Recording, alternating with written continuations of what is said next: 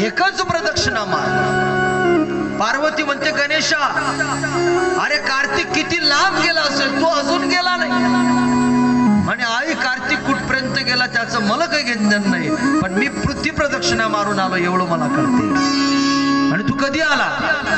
आणि आई अगं मी एका पृथ्वीचं नाही, आणि कसं कोटी पृथ्वीचं प्रदक्षिणा मारण्याचं पुण्य माझ्या बँकेत जमा झालं। आणि ते कसं जमा झालं म्हणजे असं म्हणतात 100 प्रदक्षिणा पृथ्वीला मारल्यानंतर जेवढं पुण्य तुम्हाला प्राप्त होते तेवढं पुण्य माय बापाला प्रदक्षिणा मारून एक वेळ जर तुम्ही आई वडिलाच्या चरणात डोकं ठेवलं तर तितकं पुण्य पृथ्वी प्रदक्षिणाचं तुम्हाला जाग्यावर मिळते।